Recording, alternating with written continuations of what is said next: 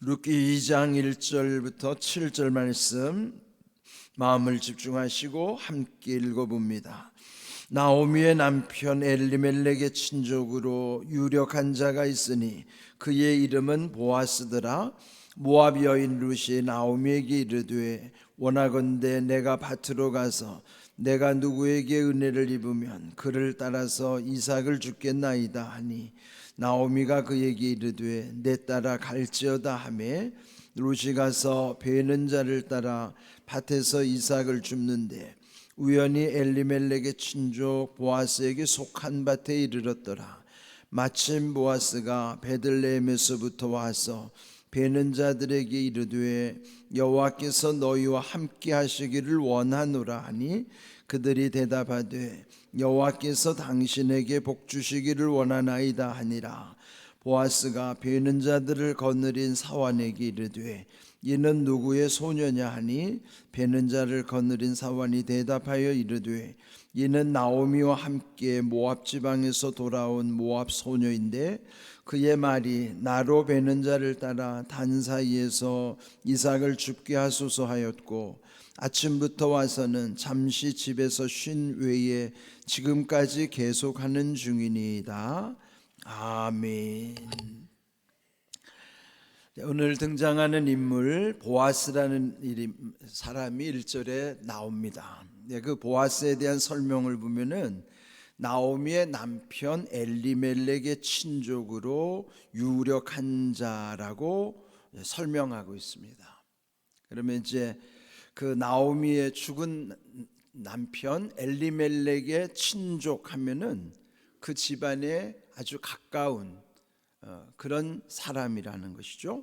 또한 유력하다고 하는 것은 힘이 있는 사람.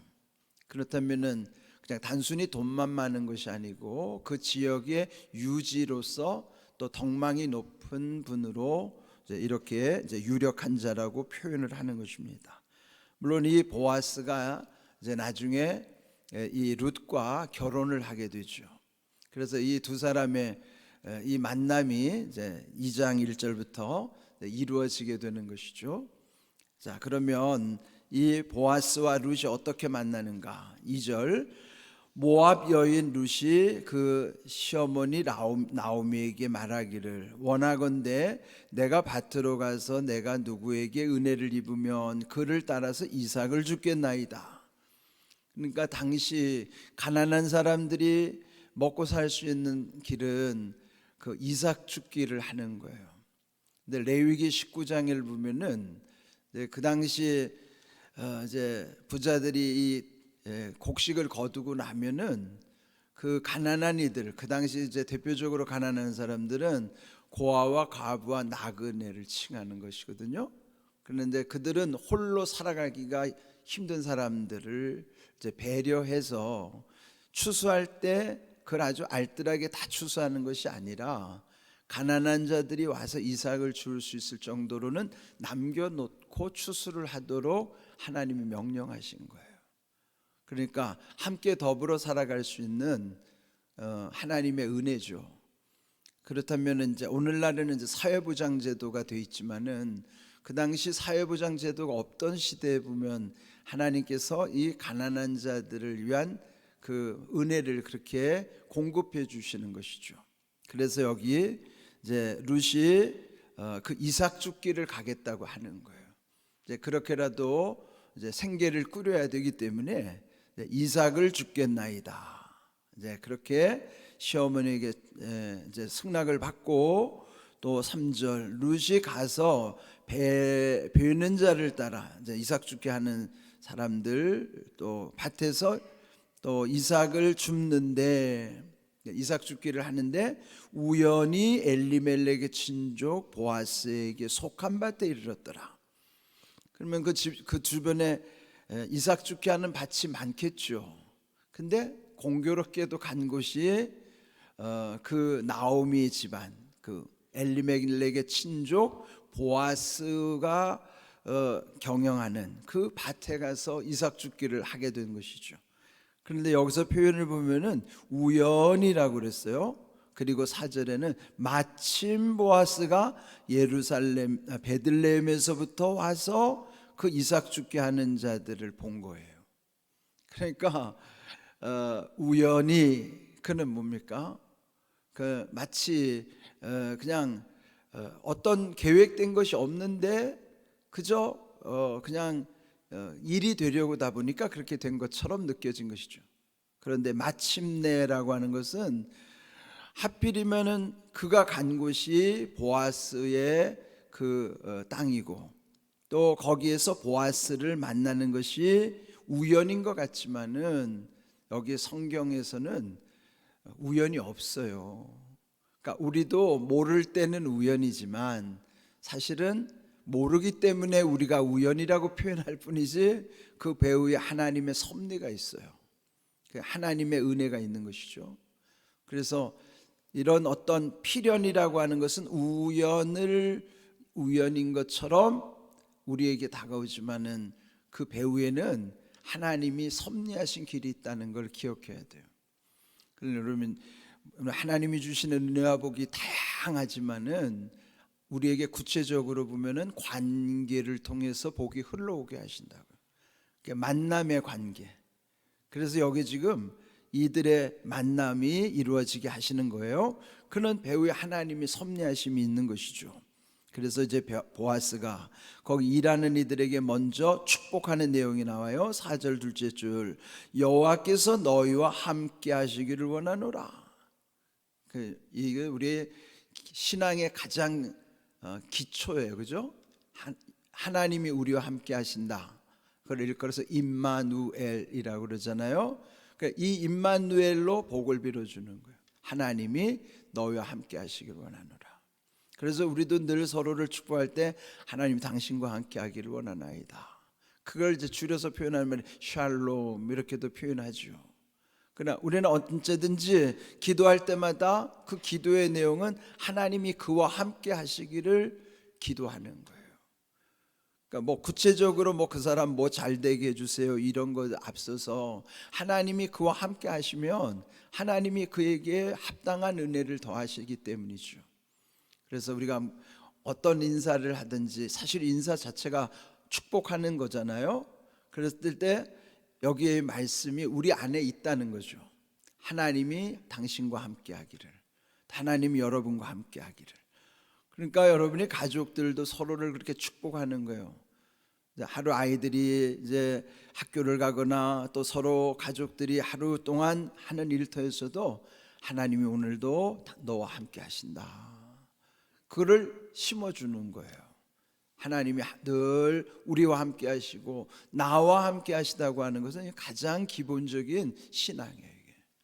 그 임마누엘에서부터 우리의 모든 것이 날마다 이루어질 뿐만 아니라 우리 평생도 그렇게 하나님이 함께 하시는 인생이 복이 있는 인생인 것이죠.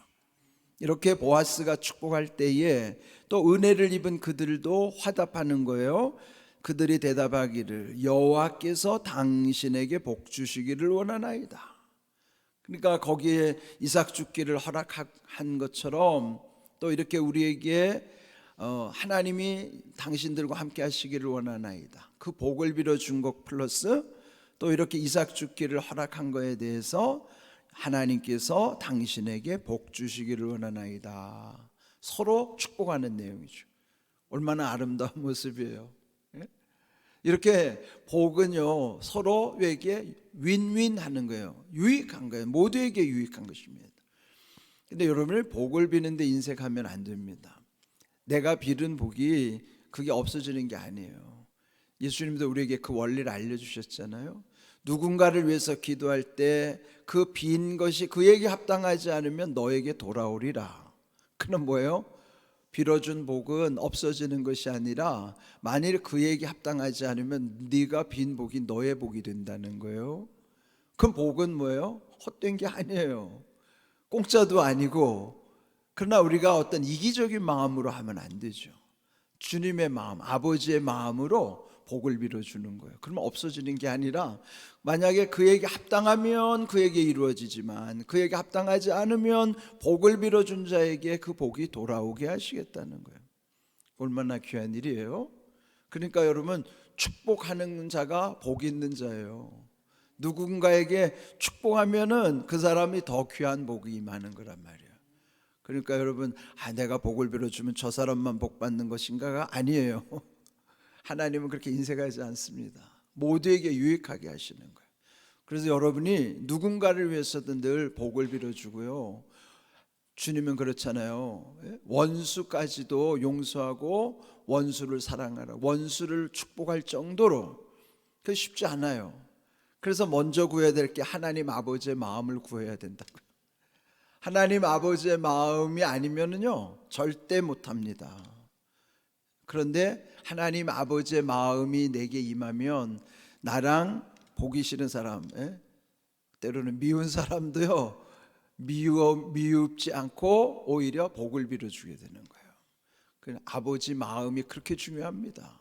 그러니까 지금 이 보아스가 이렇게 복을 빌어주면서 그 다음에 5절에 중요한 사실, 보아스가 그 베는 자들을 거느린 사환에게 말하기를 이는 누구의 소녀냐? 그 누가 눈에 들어온 거예요? 룻이 눈에 들어온 거예요. 거기 이삭 죽게 하는 많은 여인들이 있는데 이 보아스의 눈에 룻이 들어오게 된 거예요. 이게 뭘까요? 사람이 아무리 많아도요 눈에 띄는 사람이 있어요. 진짜 중요한 거는 이렇게 보아스의 밭에서 다 은혜를 입었죠. 이삭 죽게 하는 은혜를 입었음에도 불구하고 그 중에 특별히 눈에 들어온 룻이 있었던 것처럼 우리가 똑같이 하나님의 은혜를 힘입고 살아도요 하나님의 눈에 유독 들어오는 사람이 있어요. 이게 중요한 겁니다. 누구 눈에 띄느냐? 우리 하나님의 눈에 띄는 사람이 되어야 되겠죠. 그러니까 이삭 죽기라는 것 자체는 오늘 여기 제목처럼 여기에 말씀대로 이삭을 죽겠나이다. 그건 뭐예요? 이삭이라는 건 하나님이 곳곳에 예비해 놓은 우리가 주워 가도록 그 죽는다는 것이 되게 우리가 볼 때는 별것 아닌 것처럼 느껴질 수 있죠. 그렇지만 별것 아닌 것이 은혜예요, 사실은. 그 곳곳에 하나님은 이삭을 다 두신 거예요. 우리가 주워 가도록. 하나님의 은혜는 어디서든지 값없이 주워 갈 수 있도록 곳곳에 두신 거예요. 그 하나님의 은혜죠. 그런데 그거를 감사함으로 우리가 받고 감사한다는 것. 지금 여기에 이삭 줍는 이들이 그 주인에게 복을 비는 것처럼 또 우리도 하나님의 은혜를 늘 감사하면서, 그러나 중요한 것은 이 보아스의 눈에 이 소녀가 들어온 것처럼.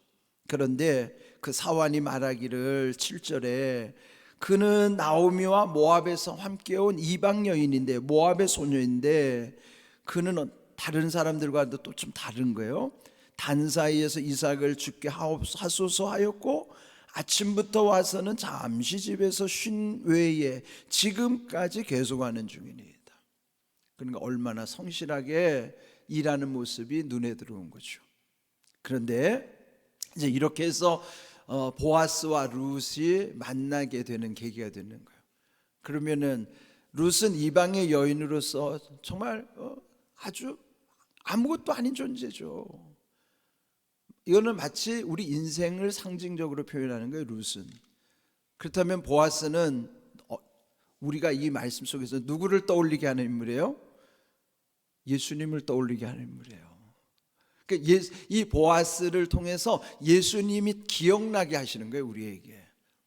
그러면 보아스의 이름의 뜻이 궁금하지 않아요? 보아스라는 이름은요 이미 성경에 기록된 내용이 열왕기상 7장 21절, 우리 함께 좀 읽어봅니다. 이 두 기둥을 성전의 주랑 앞에 세우되 오른쪽 기둥을 세우고 그 이름을 야긴이라 하고 왼쪽에 기둥을 세우고 그 이름을 보아스라 하였으며. 이제 여기에 솔로몬이 성전을 세우잖아요. 근데 성전 입구에 두 기둥을 두는 거예요. 그는 솔로몬의 자기 신앙 고백이기도 합니다. 근데 오른쪽 성전 기둥을 일컬어 야긴이라 이름을 지었고 왼쪽에 있는 성전 기둥을 보아스라고 이름을 지었어요. 그러면은 성전의 두 기둥 야긴과 보아스의 뜻이 중요하겠죠. 야긴 그 뜻은 그가 세우시리라. 누가요? 하나님이 세우시리라. 그 성전에 첫 번째 떠받치고 있는 기둥은 하나님이 세우시는 것처럼 우리 인생도 하나님이 세우셔야 되는 거예요. 그가 세우시리라. 그 고백이에요.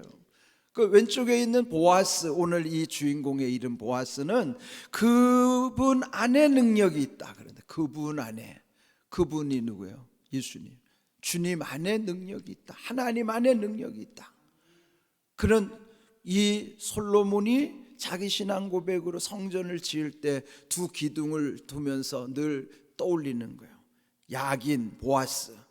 그렇게 부를 때마다 하나님이 세우시는 인생, 또 하나님 안에 능력이 있다는 것, 그건 오늘 우리도 이 주님 전에 올 때마다 하나님이 어떤 분이고 능력이 어디서부터 오는가 우리가 기억하게 하시는 거예요. 그리고 우리의 신앙도 야긴과 보아스의 두 기둥으로 떠받치는 신앙이 되어야 된다. 내 인생도 야긴과 보아스가 떠받치는 기둥 같은 그런 모습으로 살아야 된단 말이에요. 그래서 우리가 늘 하나님이 세우시지, 모든 일을 하나님이 하셔야 하는 것이지, 그리고 그 하나님 안에 능력이 있음을 고백하는 거예요. 그 이름이 여기 보아스예요. 그러니까 그 안에 능력이 있으니 지금 이 룻이 아무것도 아닌 존재이지만은 보아스를 만나서 보아스 안에서 보아스와 혼인하게 되는 거예요. 그러니까 영적으로도 우리를 신부와 신랑으로 표현할 때 영적으로 우리는 신부고 예수님은 우리 성도의 신랑이에요. 성도는 다 신부예요. 남자든지 여자든지 간에 성도는 상징적 의미로 예수님의 신부라고 말해요.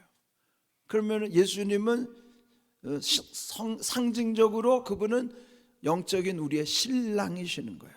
마치 이 보아스와 룻의 관계처럼 예수님과 우리와의 관계가 그렇다는 거예요. 이거를 이제 상징적인 의미로 여기 담아놓고 있는 것이죠. 그래서 오늘 주신 이삭 죽기를 하겠나이다, 이삭을 죽겠나이다 라는 고백 속에 우리 인생의 곳곳에 이렇게 은혜를 다 예비하시는 거예요. 그는 우리가 마치 이삭 죽게 하는 것과 같은 거예요. 하나님의 은혜를 경험하는 것은.